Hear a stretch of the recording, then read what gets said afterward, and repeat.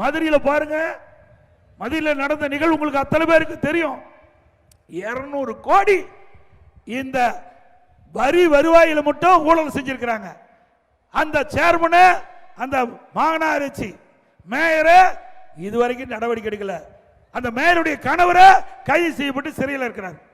அவர் உத்தரவு போட முடியும், அவருக்கு எந்த அதிகாரம் கிடையாது. மேயருக்கு அதிகாரம்.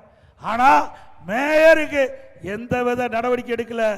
மேயருடைய கணவரை இன்றைக்கு கைது செஞ்சு சிறையில் அடைச்சிருக்கிறாங்க. அதே போல திமுக கட்சி சேர்ந்த 5 மண்டல குழு தலைவர் ராஜினாமா செஞ்சிருக்கிறாங்க. 2 குழுவுடைய தலைவர் ராஜினாமா செஞ்சிருக்கிறாங்க. பல அதிகாரிகள் சிறையில் இருக்கிறாங்க. 200 கோடி எவ்வளவு வரி மோசடி. இதுல என்னென்ன வரி? ஆட்டுக்கு வரி, மாட்டுக்கு வரி, பன்னிக்கு வரி போட்டாங்க.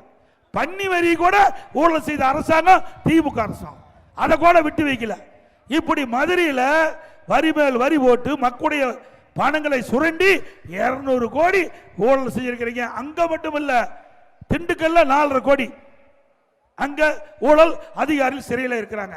காஞ்சிபுரத்தில் அங்க இருக்கிற திமுக கவுன்சிலருக்கும் அங்க இருக்கிற மேயருக்கு சண்டை, அங்க நம்பிக்கையில்லா தீர்மானம், ஆளுங்கட்சி சேர்ந்த கவுன்சிலரை கொண்டு வராங்க.